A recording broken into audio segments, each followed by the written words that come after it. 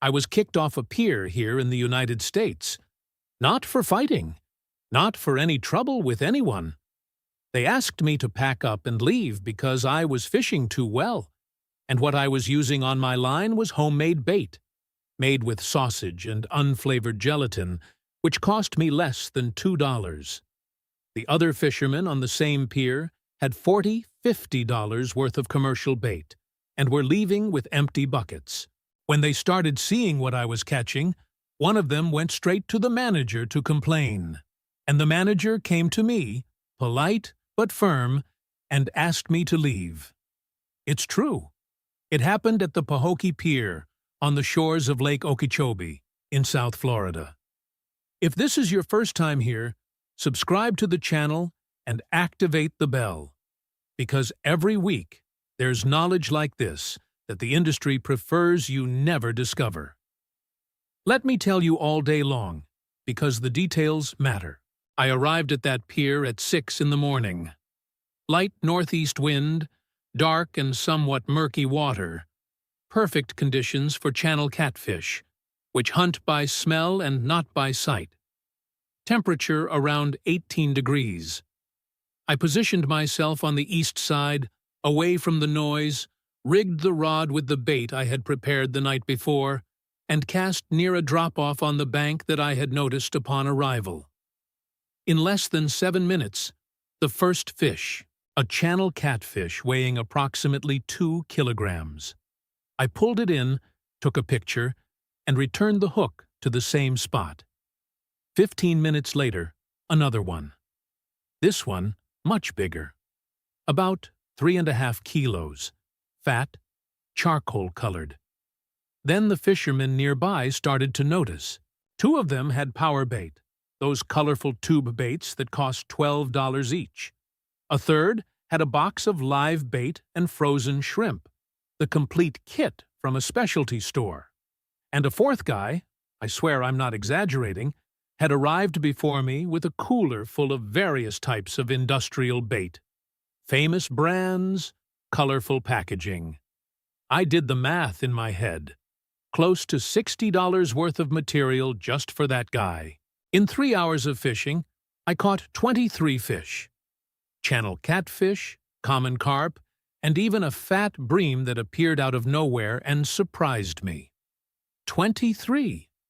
The guy with $60 worth of bait had 2 in the bucket. One was too small and had to be returned. Then he went to complain. I later learned, from the manager's version of events, that the complaint was that I must have been using something outside the pier's rules to get that result. The manager, an honest guy, looked at my bait, looked at the regulations posted on the wall, and admitted there was nothing wrong. But the confusion had already created friction. To avoid escalating the problem, he asked me to leave. I agreed. I gathered my things. I thanked the manager. I went to the car with the heavy bucket and a wide smile. The guy who complained stayed there, with the $60 in bait. And the empty bucket. This wasn't luck. It wasn't chance. It wasn't a special gift. It was a bait that anyone can make at home for less than $2, with ingredients you buy at the market, or already have in your refrigerator right now. But before I teach you how to do it, I need to talk about something. This lure is one of the techniques that old-school fishermen mastered, and that the industry has been keen to bury. It's not the only one. I've compiled everything: water reading, bottom structure, fish behavior by temperature and season, real-time decision-making, into a book called High-Level Fishing: The Water Game.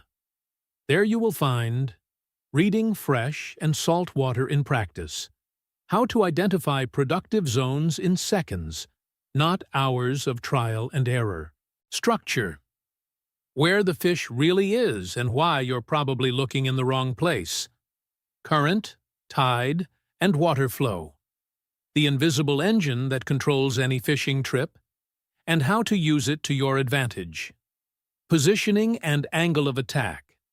These are more important than the lure itself. Fish behavior patterns, how to predict where they will be before casting your first line. Real-time decision-making. Stop guessing and start making decisions logically. The mindset of a top-level fisherman. The real difference between those who go home with fish and those who go home with excuses. No beating around the bush. Straight to the point. The link is in the description. Now, what is this bait that made me get asked to leave the pier? Hot dog-type sausage and unflavored gelatin. I know exactly what you're thinking. But stay here. In the southern states of the U.S., Georgia, Alabama, Mississippi, Louisiana, catfish fishermen have been using variations of sausage as bait for over 50 years. It's a family tradition, from grandfather to father, from father to son. The old folks called it homemade bait, but the homemade version is radically different from what they try to sell in stores. Commercial stink bait formulas undergo industrial processing that destroys some of the volatile compounds responsible for attracting fish. In addition, they contain preservatives that alter the rate at which they dissolve in water. The homemade version, using fresh sausage and pure gelatin, releases these compounds intact, more potently and more quickly. In the Illinois and Missouri rivers, there are records of fishermen from the 1940s and 1950s using a mixture of sausage and animal fat to catch catfish weighing over 12 kilograms in waterfalls. Gelatin came later as a natural evolution, when someone realized that the bait lasted longer on the hook and the catch was much more successful. This knowledge remained alive on the riverbanks, in the riverside huts, in the families who fished to eat, not to post photos. These guys had never set foot in a fishing store in their lives, and they fished better than anyone who had. Now for the explanation of why this works. This part will change the way you view any bait from now on. Fish like the channel catfish have an olfactory system unlike anything you've ever seen in person. A human being has around 5 million olfactory receptors. A German Shepherd dog has 300 million. The channel catfish has more than 100,000 receptors per square centimeter of skin, spread throughout its entire body. Snout, barbels, fins, belly. The entire creature is a moving scent sensor. They detect specific amino acids at a concentration of 1 part per 10 billion parts of water. Put that into perspective. It's like smelling a spoonful of coffee dissolved in an Olympic-sized swimming pool from the opposite bank against the current. Cheap sausage, the cheaper the better, is a huge concentration of nitrogenous compounds, sodium nitrate, free glutamate, and fatty acids. These compounds are exactly what the catfish's olfactory system recognizes as a signal of available food. When they come into contact with water, they form a scent trail that the fish tracks like a biological GPS to the source. The more nitrate, the stronger the trail. That's why cheap hot dogs work better than gourmet ones. But plain sausage has a problem. It falls apart quickly. In 10 or 15 minutes in a light current, you have more paste than bait. That's where gelatin comes in. Unflavored gelatin is pure hydrolyzed collagen. Protein without additives, dyes, or chemical interference. When mixed with sausage and chilled, it creates a gel matrix that encapsulates the aromatic compounds and releases them gradually when submerged. For 30 to 50 minutes, depending on the water temperature, the bait continues to release its aroma steadily. This controlled release system is the same principle that pharmaceutical laboratories use to develop long-acting medications. Fishing companies charge $20 for bottles of slow-release amino acids. You can do the same thing for $2. There's another layer. The texture of the sausage-infused gelatin mimics the consistency of viscera and soft tissue, exactly what catfish and carp seek when foraging on the bottom. The bait not only smells like food, it feels like food to the touch. It's a biological trigger on 2 fronts at once. Now, the step-by-step instructions. You will need 3 hot dog sausages, the cheaper and fattier, the better. Avoid the low-fat or diet versions because it's precisely the fat and nitrate that do the work. 1 packet of unflavored gelatin, 7 grams. 60 ml of hot water. 1 teaspoon of garlic powder. 1 teaspoon of anise powder. Optional, but it transforms the bait for catfish in a way that you will feel the difference in the result. Step 1. Cut the sausages into 2-centimeter pieces and place them in a food processor, or mash them well with a fork in a shallow dish. It doesn't need to become a completely smooth paste. Some smaller pieces in the mixture help with the final texture of the bait. Step 2. Dissolve the gelatin packet in 60 milliliters of very hot water, stirring for 1 minute until no lumps remain. Wait 2 minutes before mixing with the sausage. The gelatin must not be boiling when incorporated. Step 3. Add the garlic powder and anise to the sausage paste. Mix well. Now pour the dissolved gelatin over it and incorporate everything with a spoon until smooth. The mixture will be liquid and have a strong smell. This is a sign that it's ready. Step 4. And this is the detail that changes everything. Pour the mixture into a shallow dish or an ice cube tray, cover with plastic wrap, and refrigerate for at least 4 hours. I prefer to prepare it the day before and leave it overnight. The longer it's in the refrigerator, the more concentrated the bait becomes. The right consistency. Firm enough not to slip off the hook, but still yields when you press with your fingers. Dark, pinkish-brown color. Intense, strong smell. If you didn't smell the strong odor when you opened the mold, leave it for another 2 hours. Cut into 1.5 centimeter cubes when ready to use. It lasts up to 3 days in the refrigerator. In the freezer, it lasts 3 weeks. Thaw at room temperature for 20 minutes before using. Total cost, less than $2. This recipe makes around 40 cubes. Enough for several fishing trips. If you want to boost it even further, there are 3 additions that work very well. A tablespoon of minced chicken liver. Amplifies amino acids and adds blood compounds that are powerful for catfish in cold water below 16 degrees. A teaspoon of pure vanilla extract. It seems out of place, but vanilla has esters that carp associate with fermented seeds and fruits. In fishing spots with a lot of common carp, this addition makes a noticeable difference. Half a teaspoon of coarse salt dissolved along with the gelatin increases the osmosis of the compounds in the water and accelerates the release of odor in the first few minutes. Good when the current is strong.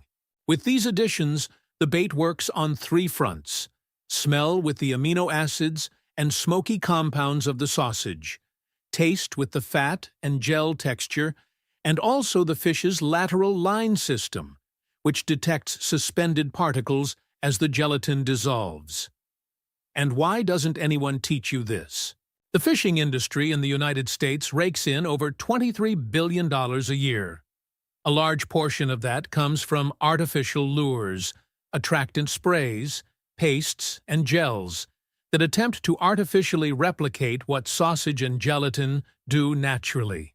A bottle of a well-known brand of amino acid-feeding stimulant, the kind that promises slow release and enhanced feeding response, costs between $12 and $20.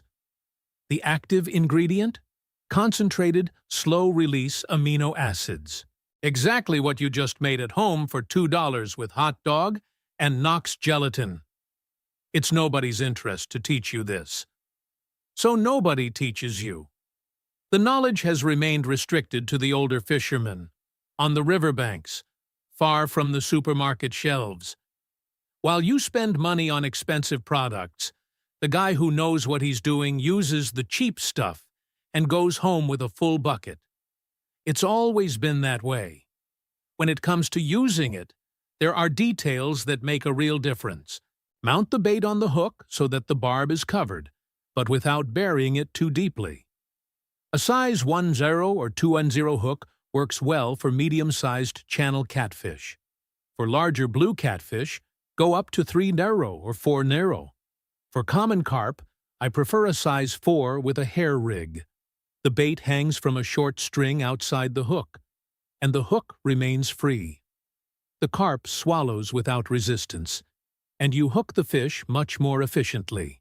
Cast near bottom structures, submerged logs, holes in the riverbed, bank sags, dense vegetation. Catfish and carp stay in these spots. In open water without structures, the effectiveness of this lure drops significantly. It was designed to work on the bottom, where these fish forage. The best times are at dawn, between 5:30 a.m. and 8:20 a.m., and at dusk, between 5:00 p.m. and 7:30 p.m. During these periods, the water temperature drops slightly, and feeding activity increases. On warm summer nights, catfish become very active after 9:00 p.m. It's worth a try. In cold water, below 15 degrees Celsius, add more garlic to the recipe and use a smaller hook. The fish will become slower and more reactive. In hot water, above 25 degrees Celsius, add chicken liver. The heat disperses the smell faster, so you want a more intense bait to compensate. The most common mistake I see: changing the bait too early. The gelatin takes between 10 and 15 minutes to start releasing its gel into the water. Many people lose patience before that. Wait at least 30 minutes before changing it. It's during this window that the smell cloud forms and reaches the fish. When the bait has been in the water for more than 45 minutes, it's saturated. Then, yes, throw it away and use a new cube. Remember, this lure is a unique piece. A good piece, but only one. Good fishing is about understanding the whole picture. It's about knowing where the fish are because of the bottom structure, not by guesswork. It's about reading the current. It's about understanding when the fish feed based on the water temperature.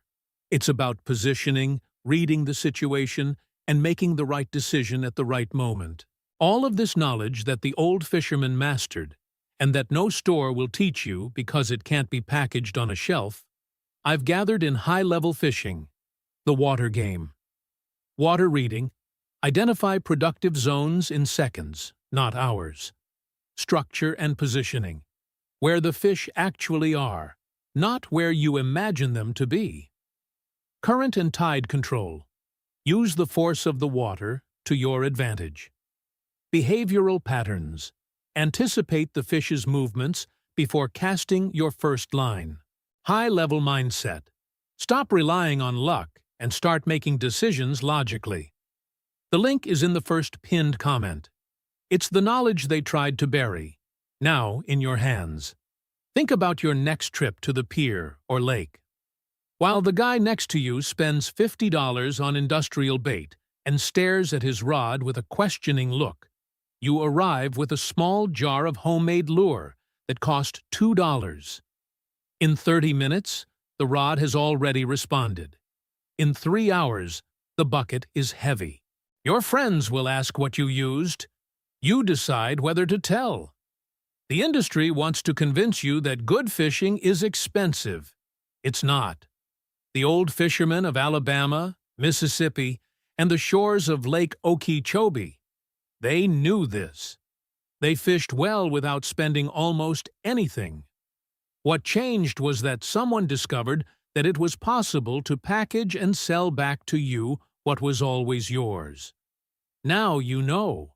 Subscribe to the channel and turn on notifications. Every week there's a new secret that the industry prefers to keep buried.